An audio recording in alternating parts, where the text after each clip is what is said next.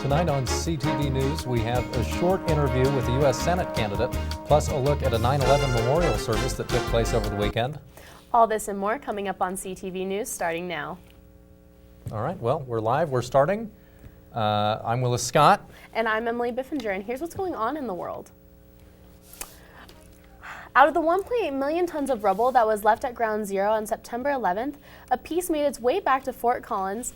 Poudre Valley Fire Rescue was granted a steel beam from the skeleton of the World Trade Center, and the beam made an 1,800-mile journey from New York to Fort Collins in only 4 days. Along the way were police escorts and 8 men, known as the Guardian of the Steel, who swore to protect the beam.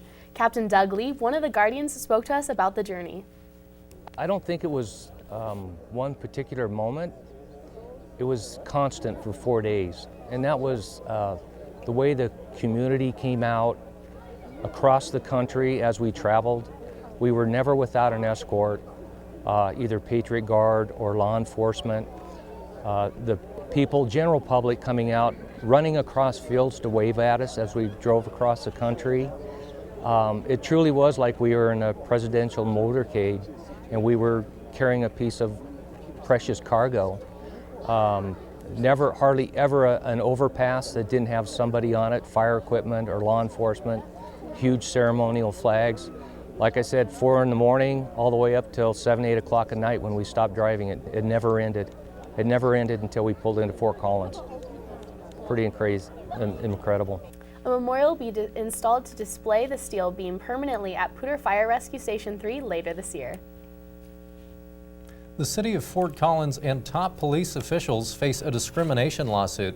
The suit claims that the police department has condoned a culture of discrimination against Latino and Hispanic officers. It was filed last Wednesday. Another lawsuit accusing the department of racial discrimination was filed at the end of April. The complaint says that despite several incidents of active discrimination against Latino and Hispanic officers, the city did nothing to reprimand officers in command or offer relief to those affected. The department's internal investigations reported no wrongdoing on the part of the defendants. A trial date hasn't been set yet. Turns out both NASA and the United States Army have a lot to learn from one Colorado State University professor. Associate Professor Travis Maynard of CSU's College of Business is currently involved in a project with NASA regarding the adaptation of teams.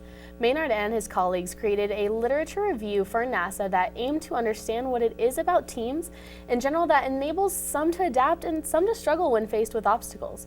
Maynard is also involved with the U.S. Army to create a diagnostic tool that the leaders of the Army units can quickly assess the levels of resilience and their teams. Maynard expressed his excitement about his ability to make a difference through conducting team-related research and teaching a class to some of the next generation teams and leaders.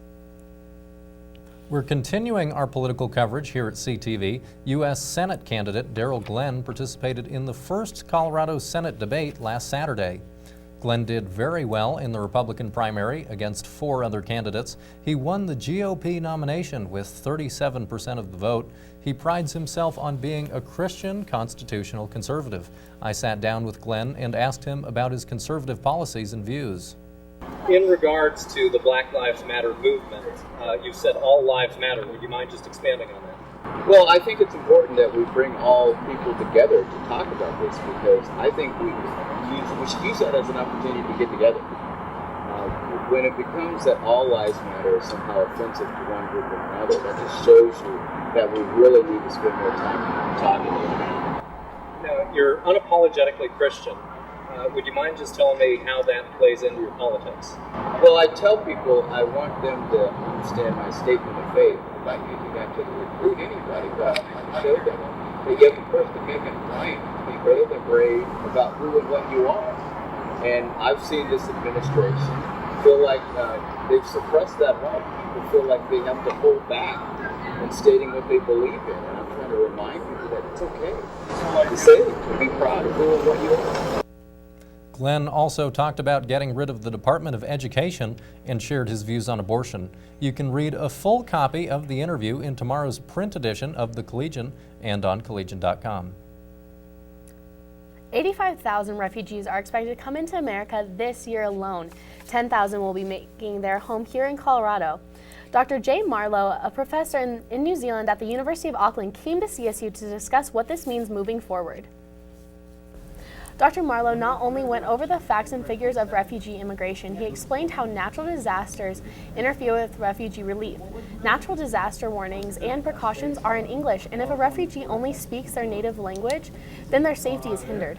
Dr. Marlowe went in detail about how, as a society, we need to reach out to the refugee communities in Colorado and help alleviate the language barriers. To learn more about getting involved, please visit grccolorado.org. CSU is making efforts to close the gender gap in the engineering department. As of spring 2016, almost 25% of full-time engineering students at CSU are female, compared to 20% 5 years ago. This fall semester, 45% of the students enrolled in the biomedical engineering program are women. David McLean, Dean of the College of Engineering, said the increase in female students can be attributed to focused recruitment efforts made by the university. Well, that's all for news. Coming up, Elizabeth Prossi tells us if this gloomy weather is here to stay. Then later on, we have sports and entertainment. Tune in to KCSU, your student-run radio station at Colorado State University. Live 24 hours a day, every day at 90.5 FM and kcsufm.com. Live local new music now, and news, talk, and sports. KCSU, the radio voice of Colorado State, on the air since 1964. You're watching CTV, produced by Colorado State University students, bringing you news, weather, sports, and entertainment from campus and beyond. CTV live Monday through Thursday at 7 p.m. on campus and Fort Collins on Channel 11. Repeats at midnight, 8 a.m., noon, and 2 p.m. The Rocky Mountain Collegian is your student-run news and information platform. Pick up your paper on campus or around Fort Collins Monday through Thursday with special editions Fridays. And check out collegian.com anytime for all the latest updates. News, sports, entertainment, opinion, and more. The Rocky Mountain Collegian, serving Colorado State since 1891. College Avenue has been your student magazine for the last 10 years. College Avenue prints once a month covering topics that are relevant to the CSU and Fort Collins community. We also print special editions like the graduation guides at the end of each semester, the best of CSU each fall, and the orientation guide each summer. Look for us on racks around campus, off campus, or online at collegian.com under the College Avenue tab.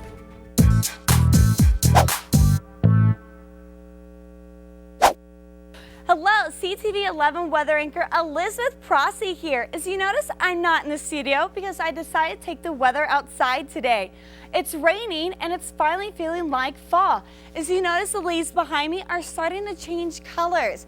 Now, we did hit fall in the meteorological world September 1st, and next Thursday, September 22nd, will mark the first day of astronomical fall.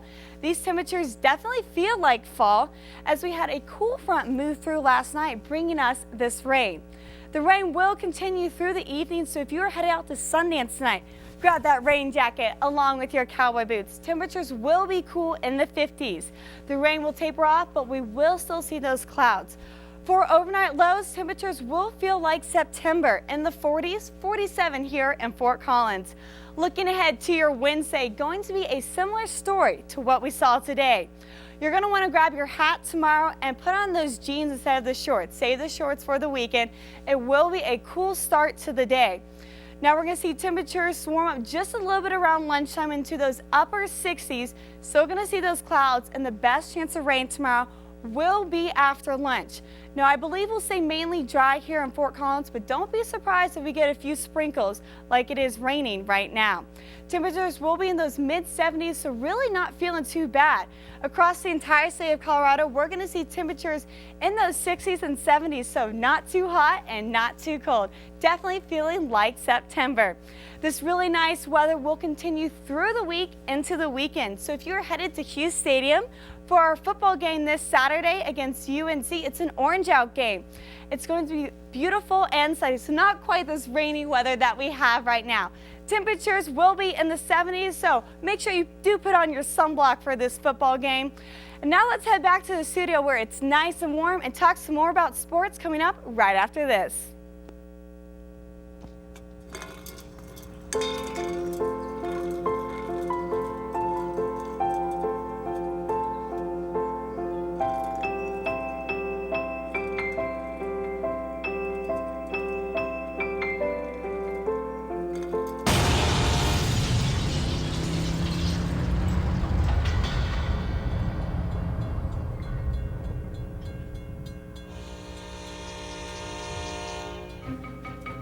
Me and my boy Matt had it good.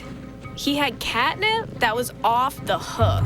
But one day, he brings a girl home, and she's allergic to cats. Every sneeze was a nail in my coffin.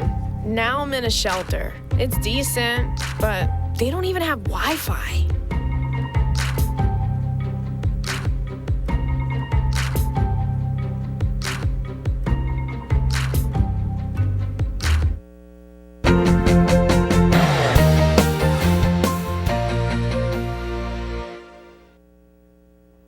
Hey there, Rams. I'm your sports anchor, Tim McCall.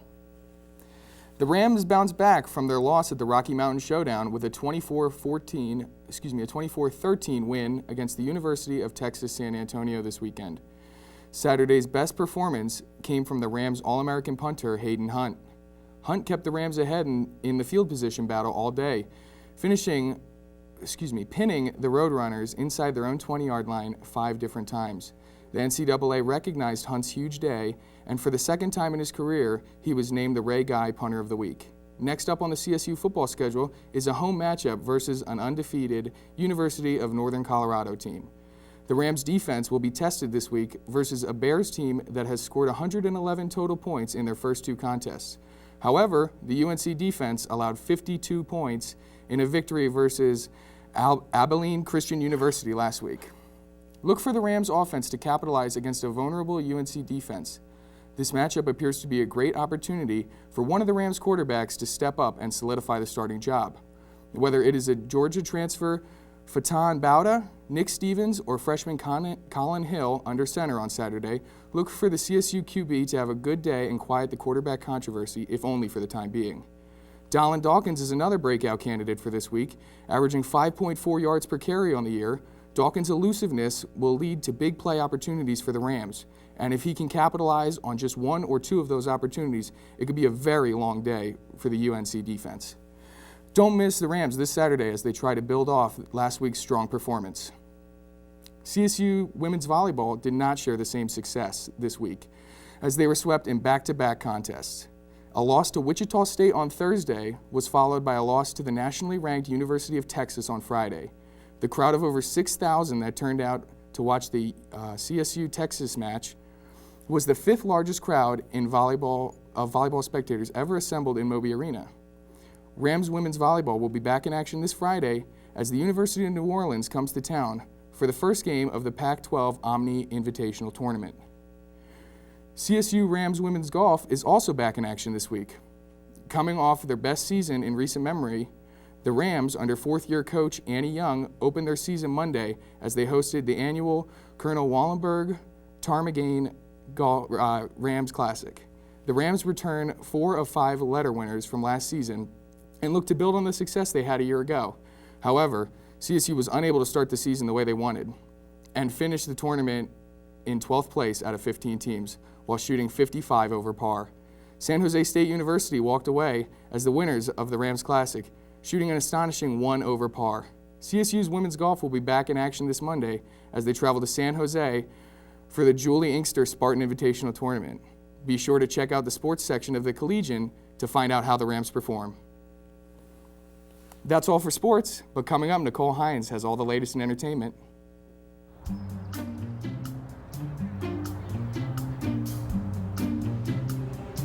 Don't worry, 74 people were picked before me in the NFL draft. To fight childhood obesity, United Way and the NFL are helping kids play at least 60 minutes a day. Okay, time for the team obstacle course. Yay! What this place needs is more healthy kids. To get involved or donate, go to unitedway.org/play60. Now I get it. Sure, I look cute now, but when my owner lost his job, it was rough. I was living on the street, and one night, me and this Cocker Spaniel got into it so bad, I wound up looking like an ice cream cone. I cried a little bit, but thankfully I got rescued, so I'm running, I'm jumping, all back to my old self, and I'm ready to give unconditional love, even if you put a lampshade on my head.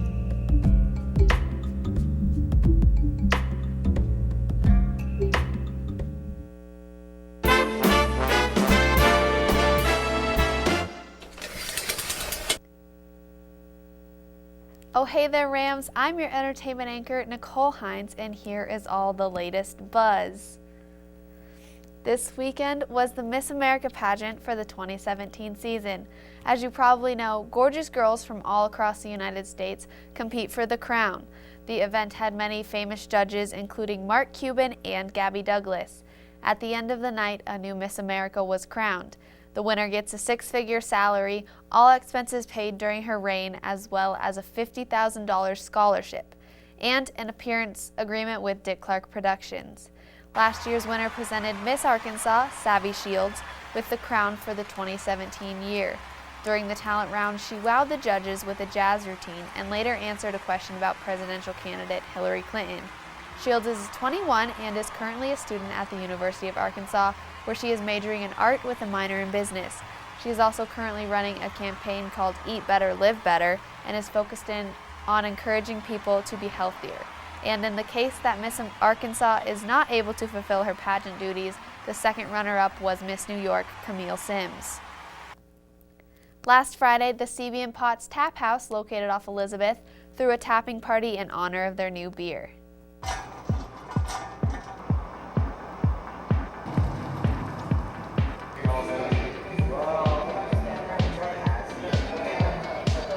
In memory of the beloved CB and Potts shark that hung in their previous location, the restaurant and the fermentation department here at CSU have created something that will make your jaws drop.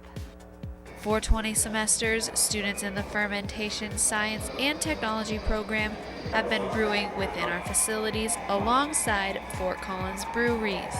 The collaboration for the new beer end of the food chain stout has been in the works for quite a while. Back in March, we donated a shark that has hung in our restaurant for a very long time, an iconic shark, to the CSU Fermentation Science and Technology program. After the donation, we decided to make a beer and collaborate with the department and kind of celebrate.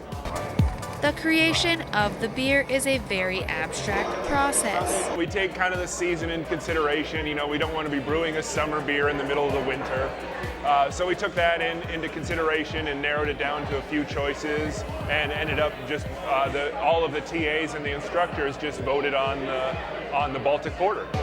For those who will miss the shark watching above as you eat, I may have some good news for you. Tonight we can announce that the shark is going to find its way back home to the new location at the Foothills Mall. Hope you all have a glass in your hand here.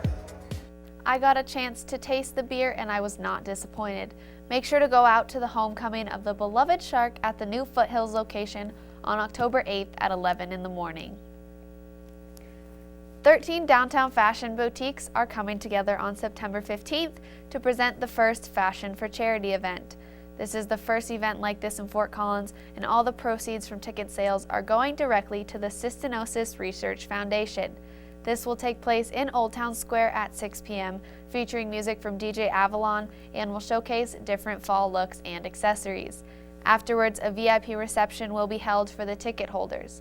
VIP tickets include reserved seating along the runway, take-home gift bags, special shopping discounts, and a preview of the night's events. Tickets are $30 and are available at eventbrite.com. This Friday, Apple is set to release their newest product, the iPhone 7. The phone is said to be bigger and better than their previous versions. It seems to me that each time the company comes out with a new product, they find new ideas that will work out pretty well. Better cameras, bigger screens, and so on. But this phone has a new idea. There's no place for a headphone jack. I'm not sure how I feel about this, although I don't think it will stop people from purchasing the phone. But I guess we'll have to see how the customers feel about this. I do have one question for the inventors of the phone. How are people supposed to watch CTV while they are walking from class to class without any headphones? That is all the time we have tonight. Make sure to tune in to our Ram Life Entertainment Show tomorrow evening at 7. And for more videos and news, you can visit us at thecollegian.com. Have a great night, Rams.